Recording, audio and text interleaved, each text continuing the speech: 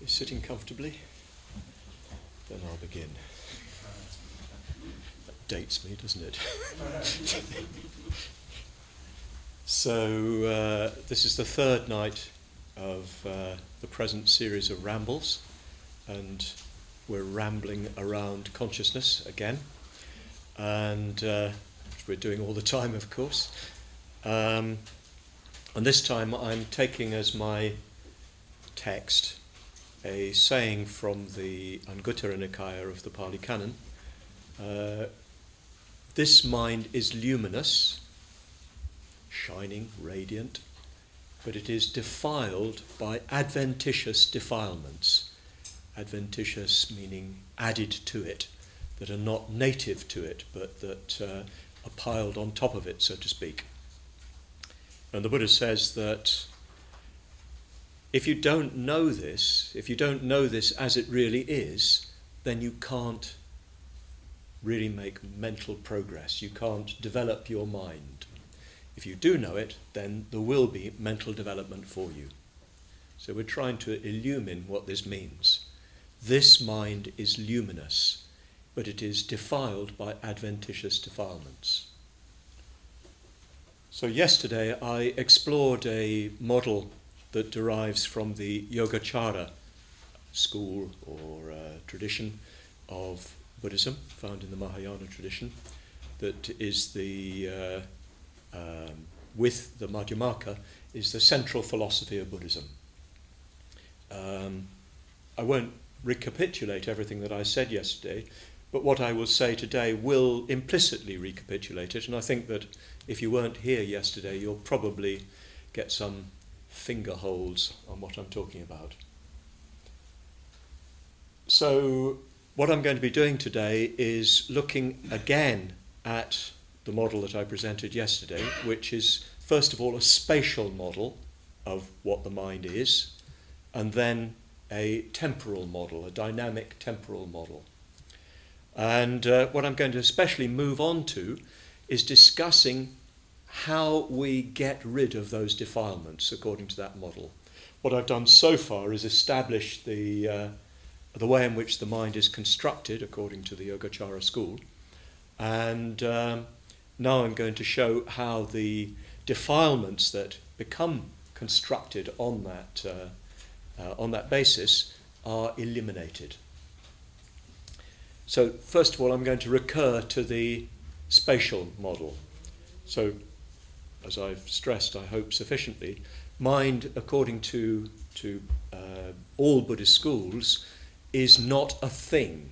There is no such thing as mind. Mind is the knower.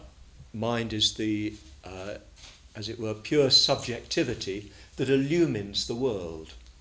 And it cannot itself be made an object of knowledge, of direct knowledge. We can think about it, we can speculate about it, but we cannot directly perceive it, we cannot directly know it, because it is the knower. The eye cannot see itself, and so on. And it's dynamic, it's not a static thing. When we think about mind, we have to use the structures of our language which reduce everything to substantives, to objects of experience. So even the knower of experience we reduce to an object in experience. We reduce mind to the world of tables and chairs and so forth, if you see what I mean. Which it's only we can do metaphorically. It's not actually like that. Mind we can never see, because it's mind that sees, mind that knows. And it's even more, you could say, it's not to be defined as static. It's not that we've got a mind that sees things, it's that in every moment a fresh mind arises. That's the way it's put in Buddhist psychology. The mind arises fresh and new each moment. So if we want to understand a little bit better how this works, we can look at it in a static way. We can look at it, as it were, within space. We can think of the mind spatially. It's only a metaphor. The mind is only to be approached through metaphors, so we must be very careful that we don't get bitten in the backside by the metaphor. Metaphors are very useful, but if we take them too literally, they reverse themselves on us, if you see what I mean, and lead us into a false understanding. So we can examine the mind as if it was distributed in space. What we'll then go on to is to look at the mind as it develops in time. So we looked at 3 levels to the mind, what are known as the 3 evolutions of mind in the Yogacara philosophy. Evolutions in the neutral sense of one arising out of the other, not as a development in the sense of a higher value. So the most immediate, most obvious level of the mind is the mind as the senses, sense consciousness, sense awareness. That this is the level of mind that we most identify with our mental functioning. We're aware of the world around us. According to Buddhist thought, each organ, each faculty of sensing has its own consciousness, but this is just a metaphor. They're not actually distinct things. So when we see, we're seeing with the eye consciousness. When we smell, we're smelling with the smell consciousness, and so on. Don't take the idea of 6 consciousnesses too literally. There's 6 sort of aspects of the way in which mind works. So generally, our basic consciousness, which we're all involved in right now, is the discrimination of a world of sense objects. Through the senses, all combined and analysed and named through the common sense, the 6th sense, the mind sense, which organises the data of our sensory experience into an intelligible whole. That is this level of consciousness. Below that, there's eye consciousness, as I've called it, which in Sanskrit is manas. It's got another name I'll come on to in a moment. And this is the sense underneath that, which we're only dimly aware of I. I am having this experience. I see, I smell, I taste. It's slightly below the level of our immediate awareness, but it enters into every moment of awareness. Do you see what I mean? We're not directly, usually, aware of it taking place.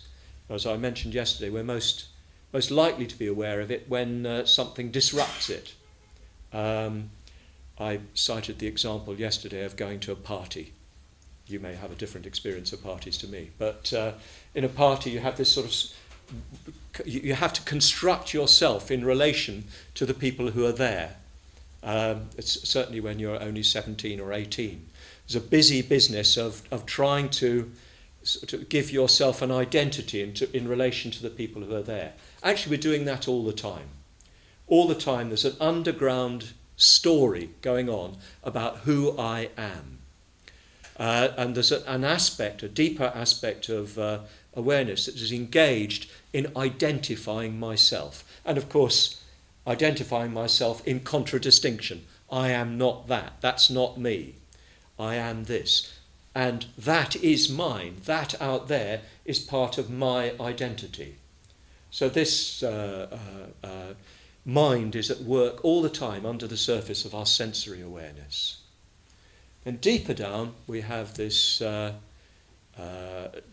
that is called in the Yogacara the Alya Vijnana, the store consciousness, the consciousness that is the underground, even more underground, even unconscious or subconscious layer through which our past experience is mediated, and from which the whole structure of our consciousness emerges. So all of this is present right now. All of us are involved in all 3 levels. We're all involved in looking, we're all involved in hearing. I hope you're involved in hearing. You're all involved in sensing, kinesthetically, and so on. And also you're all probably involved in distinguishing yourself. You'll find that some things I'm saying impact upon you, and you have some, as it were, personal reaction to it. You may feel, I don't know what he's talking about. And that may make you feel, as it were, I don't want to put thoughts into your head. It may make you feel what an idiot he is, not like me, I'm so clever. Or it may make you feel what an idiot I am, he's so clever. Take your choice. But we're all the time subtly defining ourselves in relation to what's going on, and at a level that we're usually not able to make very conscious. And you usually become conscious of it when there's a clash, when a situation arises in which your self-identity is challenged. But there's a function of the mind, a deeper function of the mind, which is constantly trying to construct a self-identity. It's constructive. It's not that there is a self-identity. It's something that it's a sort of desire, an urge, a mind that is questing for identity. And then down below, there's this sort of source, this fountain from which all the mental activity emerges, which patterns the structure of our experience, which delivers us the material we need in order to understand our experience. It's very, very deep down. We're barely able to intuit it. We can intuit that there is a deeper level to the mind, a level at which we're not conscious. We sort of see, a bit like shining a torch down into a deep cavern. The torch light spreads so far, and then you're aware of the darkness beyond with strange shapes looming within it. So it's like that. There's a layer beneath the conscious mind which is intimately connected with the conscious mind, but which is not possible to make conscious. Now, each of these layers in the mind has a different ethical and cognitive significance. And this is very important for our examination of the mind's luminosity.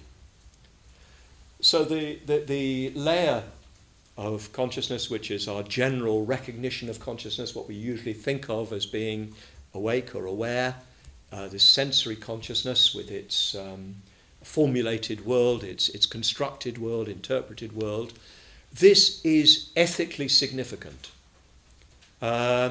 because it's within that world that we make ethical decisions. We can act, in Buddhist terms, skillfully or unskillfully.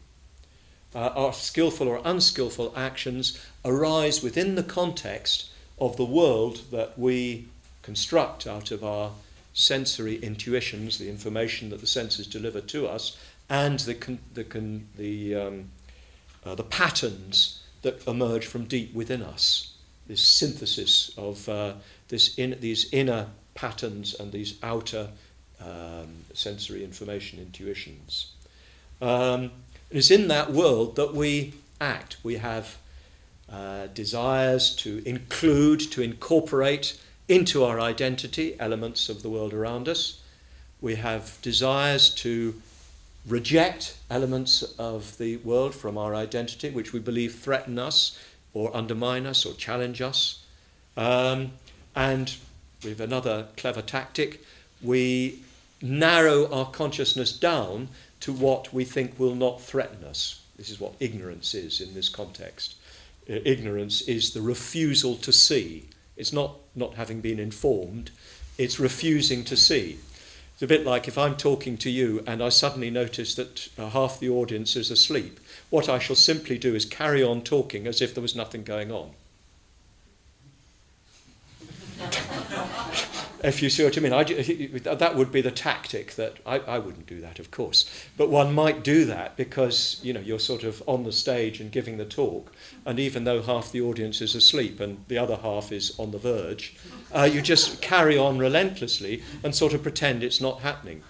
I've seen that happen many a time on a stage. I've never done it, of course, but you deliberately ignore what threatens you or makes you feel uncomfortable. It's one of the most effective existential tactics that we have. It's what makes it possible for people to live next door to people in appalling poverty and ignore them. So it's a mental tactic for closing off. We actually all live next door to people in appalling poverty somewhere or other in the world. So this is the ethical level of the mind, the level at which the mind can be skillful or unskillful, where our ethical choices are made within this constructed world of the senses, not necessarily of the physical senses, it can be a visionary world as well, but within the world of the senses we make ethical decisions. This level of the mind is also susceptible to ignorance. It's susceptible to ignorance because, of course, it's based usually on what goes deeper, what I've called here the manas.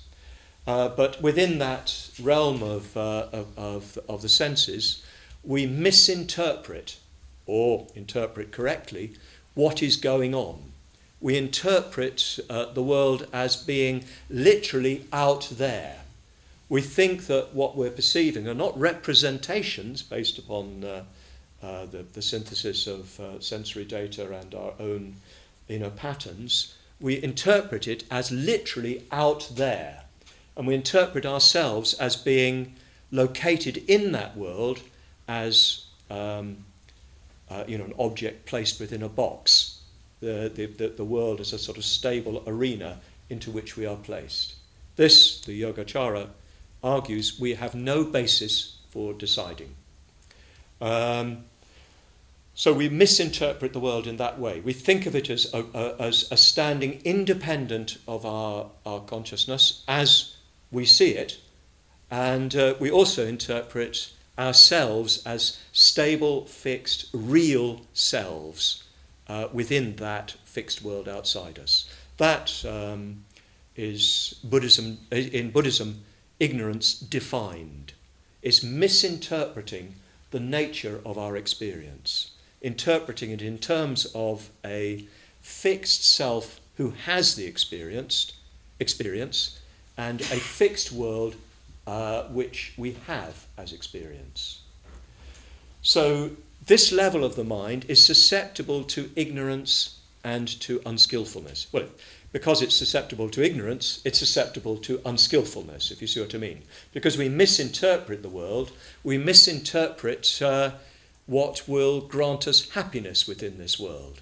And we try to seize on to elements outside us, believing that they can be a permanent source of happiness, or we push away elements within our constructed world which we believe the absence of which will protect our happiness and our identity. And we ignore what's uncomfortable and believe that by doing that we'll be okay, to put it very simply.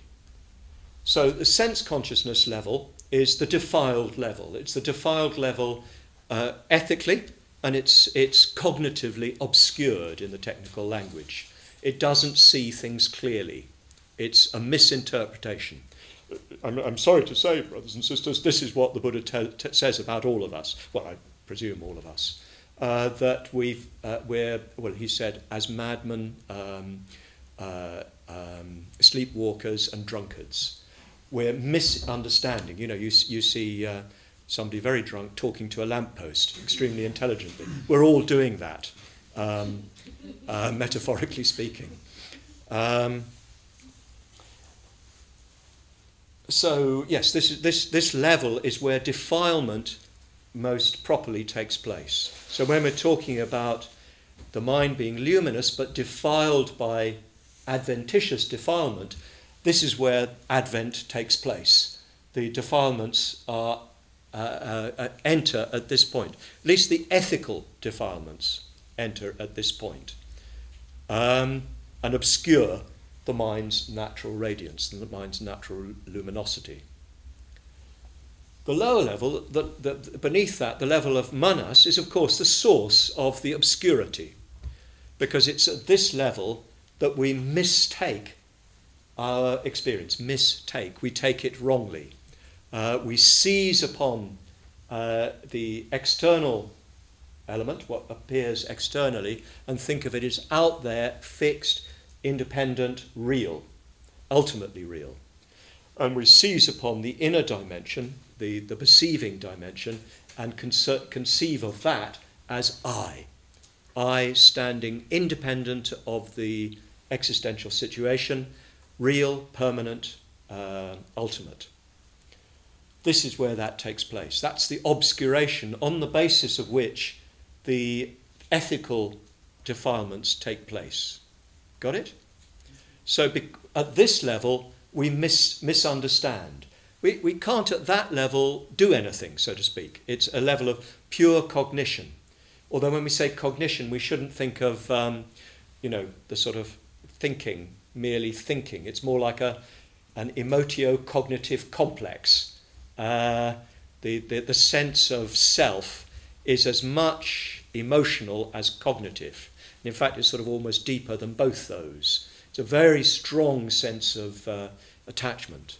In fact, the Yogacara speaks of this level as having four characteristics. It's, I'm sure I can remember them. Don't prompt me.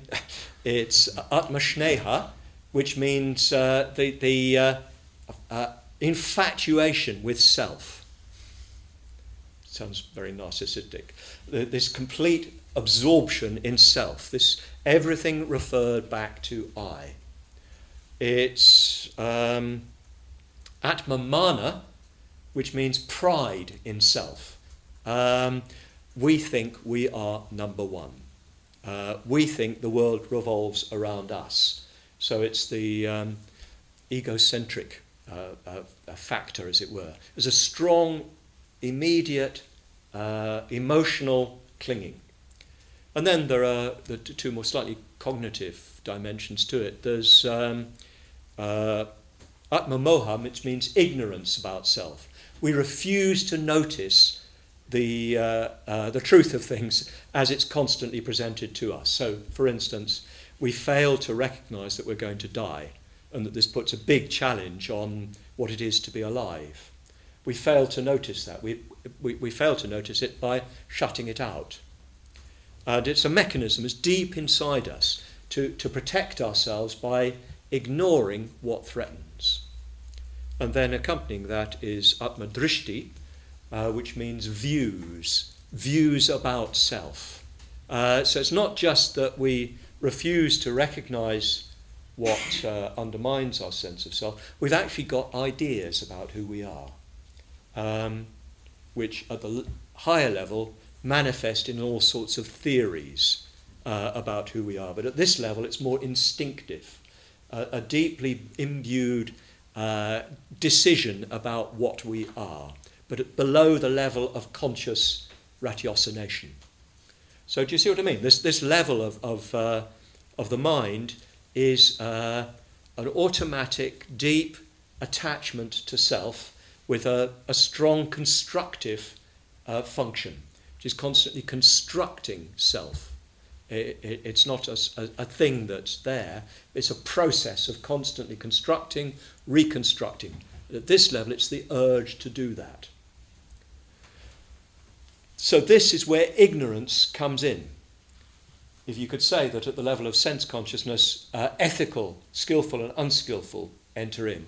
At the level of manas, ignorance steps in. So ignorance is acquired, it's added.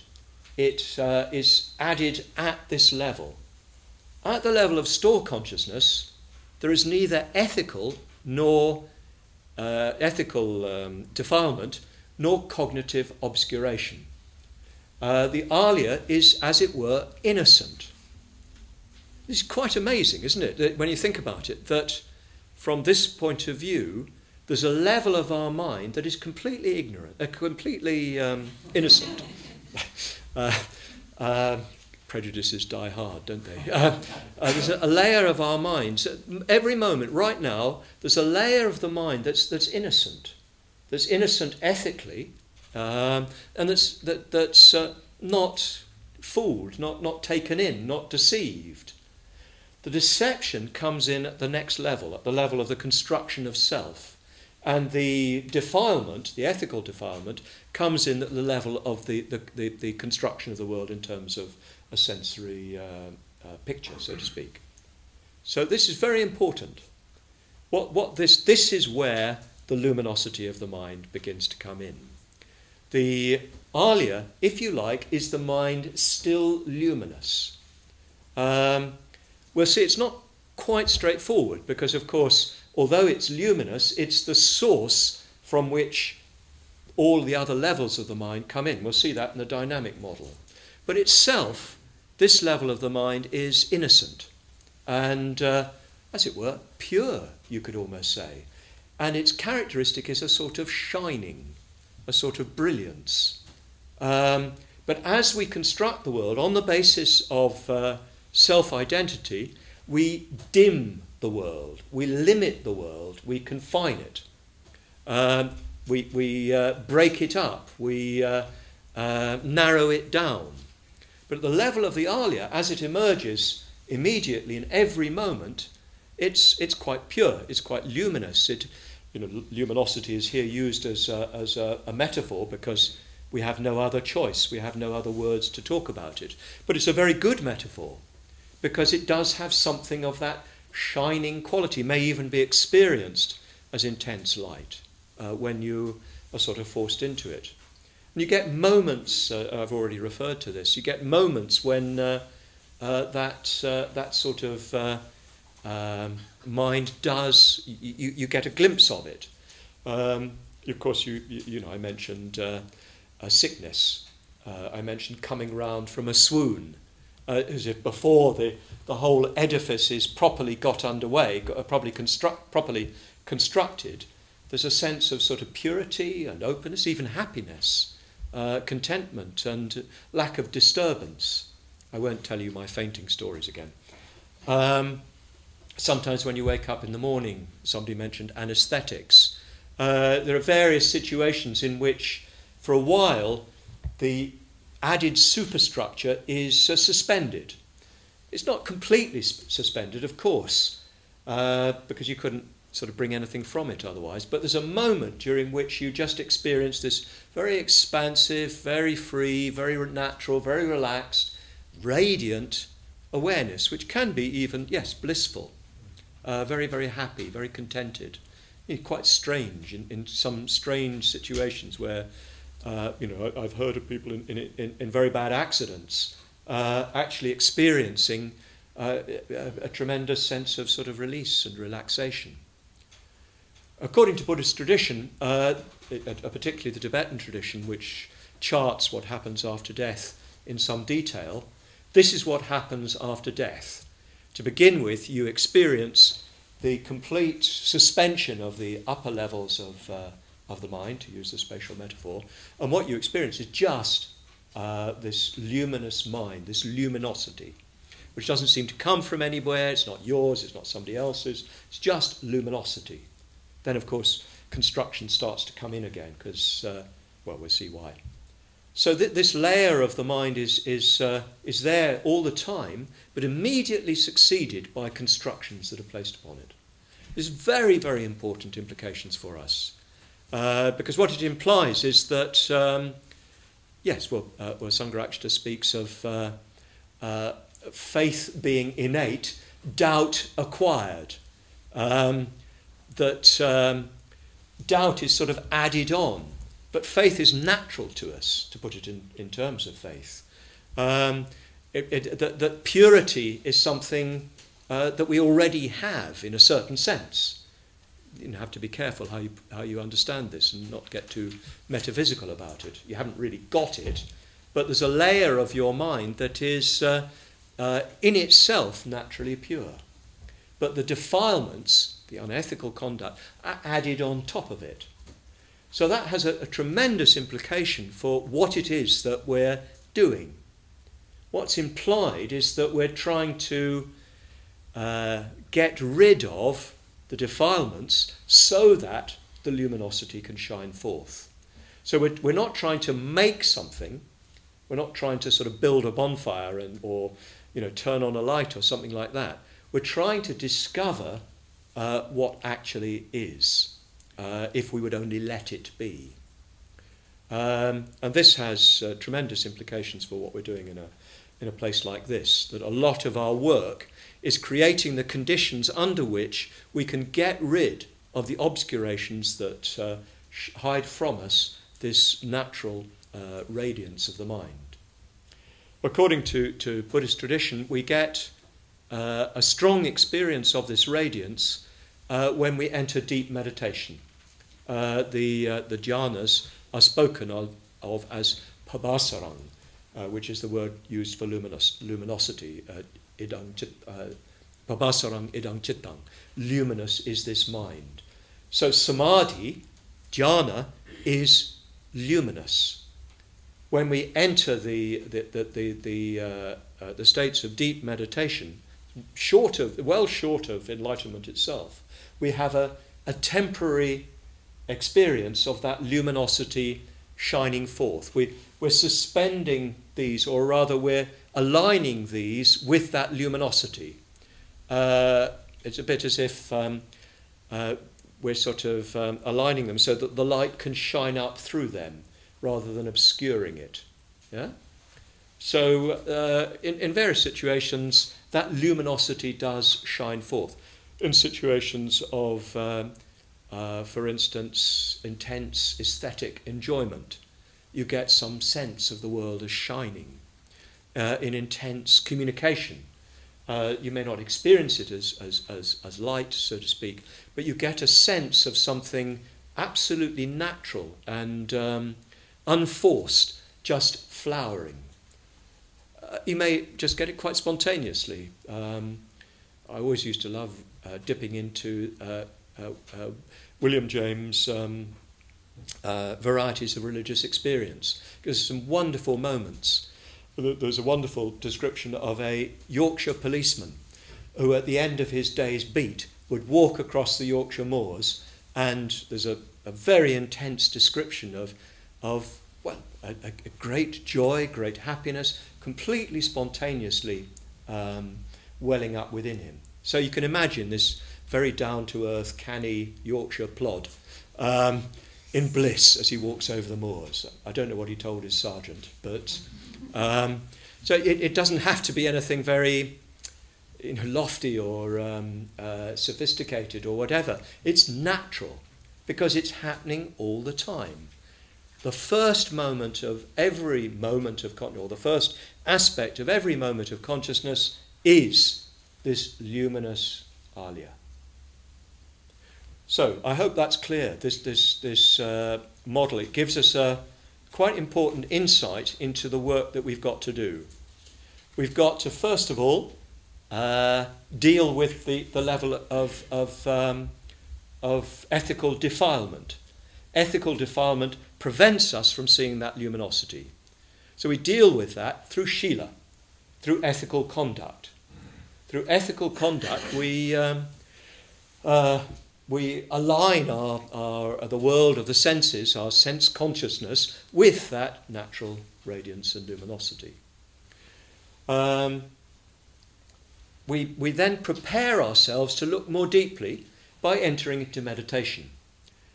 We try to still the mind. We try to create for a while some real sense of that luminous mind at one level or another, so that we can see clearly what's going on. So that's samadhi. And then we try to look at that I creation, that instinctive seeking after a self-identity. And we try to see through it, to recognize what it is. That's prajna. So Shila, Samadhi, Prajna slowly remove the defilements, the ethical defilements, the cognitive obscurations, where's Mudita Shri? The two veils of klesha and jnaya, klesha varana, jnaya varana. The two veils. A veil is a curtain that obscures, that hides. So there's a curtain of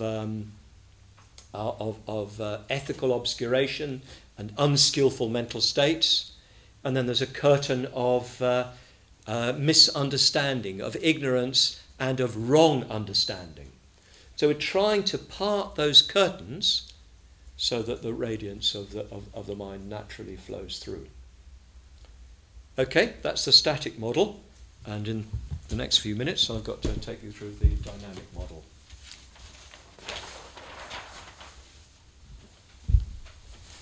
So from yesterday, those of you who were here yesterday will remember that the alia is the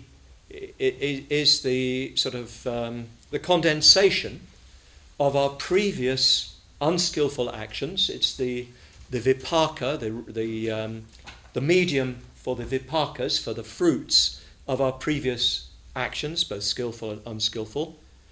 So it has the sort of, because of those previous actions, unskillful and skillful, it forms a sort of substructure for our minds.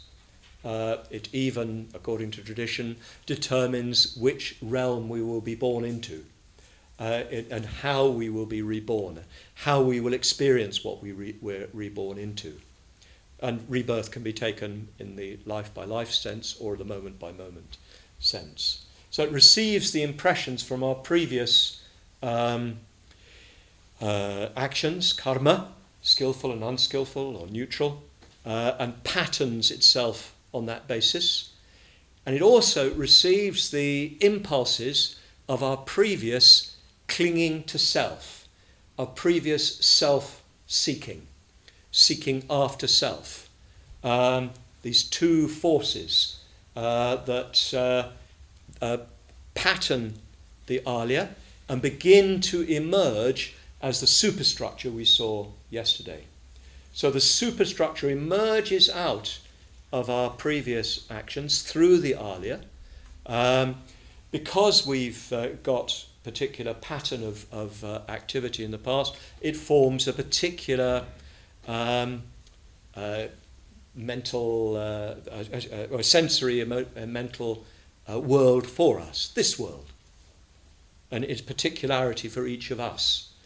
And because we've been craving and after self, we've been hunting for self, we've been trying to find an identity, failing and then trying again and failing and trying again. And because that impulse is not yet seen through, is not yet dried up, it emerges through the alia as the manas, which is also known as the klishto mano vijnana, which means the defiled mind consciousness. So this is where the defilement begins to take place. The defilement of the mind's luminosity, the natural radiance, which is still alive in the alia, even though the alia is patterned in accordance with our previous actions and self-clinging,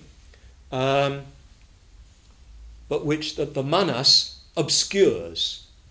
It begins to dampen down that natural radiance by its quest for I, something that I can identify with, which is the primary force that keeps us going, so to speak, moment by moment, day by day, life by life. And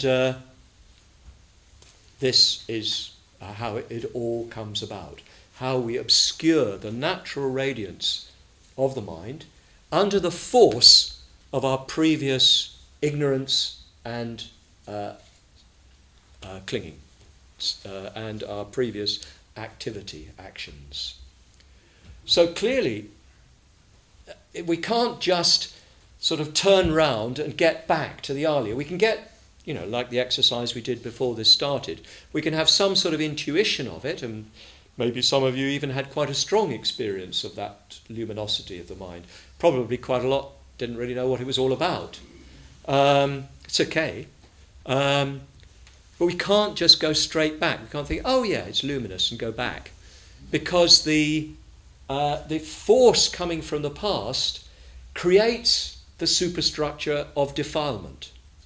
Do you see what I mean? It's happening because of what we've done before. So we have to work on it, as it were, in advance. This is why I think we must be very careful of these rather superficial teachings you get even in Buddhist and quasi-Buddhist circles, that it's all about just seeing. But ultimately it is about just seeing. But you can't just see because you're on a rocket ship going at 1,000 miles an hour and everything's just a blur all around you, or because you're so deep in the whatever that you can't see out your glasses, they're dirty. you have to change the environment. Huh? And if you're to really see down to that luminosity, if you're really to allow that luminosity to shine, you have to change the environment. And you can't go directly down to the Alaya. You have to work in advance to change how it works in the future. So you work through Shila. That's basic. If you're not acting skillfully, well, the Alaya will be patterned by your unskillful action, which will take you away from that luminosity. You'll have to fight through the sort of coarse, thick veils of your own karma vipaka, the fruits of your own actions. If you haven't begun to work to sort of loosen up your self-sense, you will not be able even to think that you have no permanent existence. You'll be terrified. You'll be scared out of your wits, almost. Well, you'll be scared into a sort of an extraordinariness. So we have to work to change the way in which the mind emerges into the Alaya, as the Alaya first of all, and then the whole superstructure that's erected on top of that. We have to work on it now for the future. Even moment by moment, we have to be working on it now for the next moment, for the moments that come. We have to work at Shila. We have to be working to make our actions more skillful. We have to be working at samadhi, at mental development, to try to make our mental activity skillful, and try to make our mental activity more and more plastic, more and more pliable, more and more adaptable, less fixed, less rigid. And we have to be working at prajna, which means working to understand what the real nature of things is. And as we do that, the Alaya will emerge with a less fixed sort of pattern. And it will manifest in the manas, of course, for quite a long time, and the six senses, but they'll be much more fluid, much more plastic. So that when we're in relationship to other people, we'll be less determined to defend I. We'll be less insistent on defending I. When things happen that are unexpected and that are contrary to our wishes, we'll be able to roll with them more readily. And we'll be able to function more skillfully in relation to the world around us. Because the whole system is more plastic, to put it that way, more pliable, more adaptable, more fresh, and much looser. So we're able to take in more that's from outside. We'll be able to let that radiance fill us. Often that radiance can be overwhelming and terrifying. Descriptions in the Book of the Dead and so forth describe this radiance as the basic radiance of your own mind as overwhelming and terrifying to those who have no affinity for it. So as the Alaya becomes more plastic because of the actions that you've done in the past and the work you've done to free up your understanding, it's better able to take things in, better able to let go, better able to see what's there. And that is a lot of our basic practice, is simply changing the structure of our mind as it emerges moment by moment. We're working so that in the future, maybe next moment, maybe tomorrow, maybe next year, where our minds are going to be able to take things in more readily, and we're going to be able to act more skillfully in relation to the world. We'll feel more in tune with it, more in harmony with it, so we won't react so strongly. We won't defend ourselves. We'll feel more of an affinity with what's around us. And we'll increasingly experience moments of intense luminosity. We'll experience moments when the light breaks through, you could say. when we experience, for instance, intense beauty, maybe in nature. You see, the classic beautiful sunset with all the wonderful colours. Where I live in Wales, the sun sets behind a mountain just 2 miles away, and often as the sun sinks behind the mountain, you get a beautiful contrast of the sort of pale purples and mauves of the mountain, and rays of golden and orange light shining up from behind the mountain, intensely beautiful. As you become more attuned to that inner luminosity, you're able to relate to what outside, as it were, embodies that. So you respond to beauty in the environment, in nature. You respond to beauty in other human beings. Not necessarily because they are especially beautiful of form, but you can see in them a beauty of spirit, if you like, of mind, even of heart, and so on. You respond to beauty in art, which represents, in the objective world, something that is beyond the objective world, to put it that way. So you'll find that as you work to change the current, the way in which the alaya emerges, therefore the degree to which the radiance is able to penetrate up into the superstructure of your mind, you'll find yourself responding more and more to beauty, to friendship, to communication, to truth, to all these ultimate values. You'll find yourself just naturally responding to them, not thinking about it, just responding. Because, as it were, they represent externally, the way they'll appear to you externally, what you're increasingly experiencing internally. You'll experience a sort of accord between an outer circumstance and an inner sense. And eventually, according to the Yogacara, what takes place is a turning about. I'm not going to go into this very deeply. I'm not going to pursue the metaphor as taken in the Yogacara because time is running out. But a turning about in the deepest seat of consciousness. That's the deep seat of consciousness, the alaya. That is the deep seat of consciousness. What happens is the alaya stops being oriented towards self. It's as if the alaya, the whole structure of the mind changes. It sort of turns inside out or upside down. It becomes completely different. Your mind works in a completely different way. The best way one can think about that, one can talk about that, is in terms of values that we all know, but that we can imagine becoming completely natural and spontaneous. For instance, metta. Probably everybody here has done the metta bhavana, struggled to bring some metta, some well-wishing to life. When the turning about in the deepest seat of consciousness takes place, metta, it just shines out.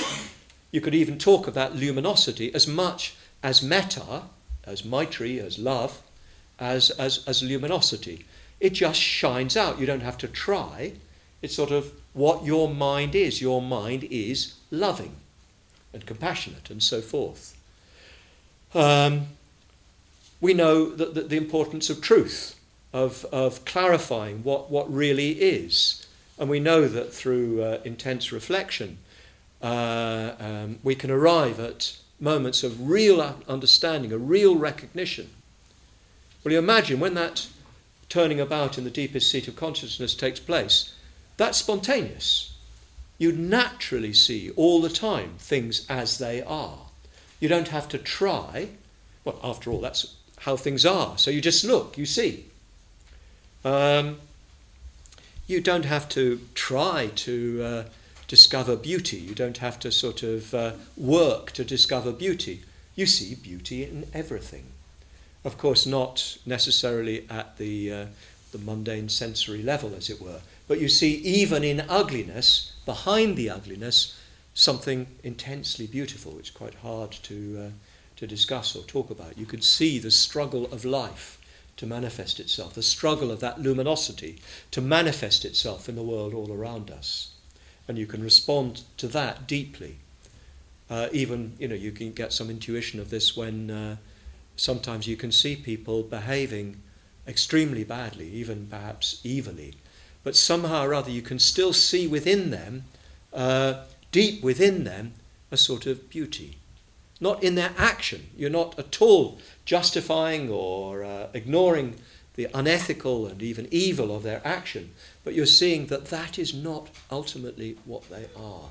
You can see within them that even their evil comes out of a misplaced attempt to resolve the riddle of life. You can see that life pressing up within them, and so on.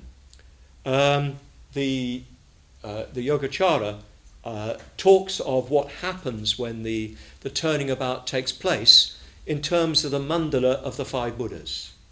I've left myself no time to go into this, but just as a reference for all of you who are aware of this, it talks of the mind after the turning about has taken place, no longer being structured in these terms. There's no longer a manas. In a sense, there's no longer the 6 sense consciousnesses. They don't function in that way. Of course, you still see things, you still are able to enter into conversation, you're still able to get up in the morning and have breakfast. But you no longer interpret it all on the basis of I, and you no longer interpret your everyday experience in terms of a structure of self and other. The mandala of the 5 Buddhas is an attempt to sort of express in imaginative terms what that mind is like. It's, for instance, it has, 5 wisdoms, it said, the mirror-like wisdom. It just sees, just as a mirror accurately, exactly reflects whatever is placed before it. The mind which has turned about simply sees. It can't be fooled, it can't be taken in, can't be deluded. It sees what's there. But it's not a cold seeing. That mind also has the wisdom of equality, or the wisdom of sameness. It sees in everything that unique quality of openness, even of beauty. It sees it in everything, naturally, spontaneously. It sees. It doesn't see everything as homogeneous. It sees everything uniquely, everything distinctly. It has the discriminating wisdom. Because to love, you need to discriminate. If love is sort of indiscriminate, it's not really love. If you're not responding positively, if you're not responding to the individual, it's not really love, if you see what I mean. It's just a general wishy-washy loviness. But love properly responds to particulars. But yes, it has the discriminating wisdom. But it's not just discriminating. It's not just seeing. It's not just seeing things clearly. Not just seeing the ultimate beauty in things. Not just seeing the uniqueness of things and responding with love to that. It's creative. That mind spontaneously acts to bring about the shining forth of that luminosity in all things. The individual who's turned about in every situation finds the way forward, finds the way out, finds the way up, if you see what I mean. And lastly, so it's the all-accomplishing wisdom. That mind has the wisdom of the sphere of the truth. It's not that with that wisdom you sort of exit this world and enter another world. Your world, this world, is suffused with the truth, is expressive of the ultimate truth, is underlain by the powerful principle of the Dharma. So the turning about sort of completely eliminates this old structure, or turns this old structure into a quite new structure of functioning, which we get as we begin to work upon the alaya through our actions, through our meditative work, through our attempt to understand. It gradually gets more and more intuitions, more and more glimpses of this inner luminosity, this inner radiance, which is natural to us, and that we don't have to create or artificially construct. We have to discover within us through our effort, intense effort, prolonged and intense effort, believe me, prolonged effort to change the current. So I hope this explains the structure of our minds a little, at least in the context of our Dhamma practice. This is not an abnormal psychology, it's a Dhamma psychology. It's a psychology which explains how we gain freedom, how we gain liberation, how we discover that luminosity of the mind. There's a lot that is open to misinterpretation, and since we've got the manas, we'll naturally try to find a misinterpretation. I've probably even expressed a few in my own exposition. But if we can sort of get to grips with this model, I think it really does help us to see what we're trying to do, and perhaps gives us a lot of confidence that fundamentally we're all right. Unfortunately, after the fundamental, that's where the problem comes, and there's quite a big problem too. But fundamentally, we're okay, and it's a question of relaxing and sort of allowing ourselves to come back to what we ultimately are. This mind is luminous, but it is defiled by adventitious defilements. If we don't know this as it is, then we can't develop mentally. If we do know this as it is, then there is mental development for us. Thank you.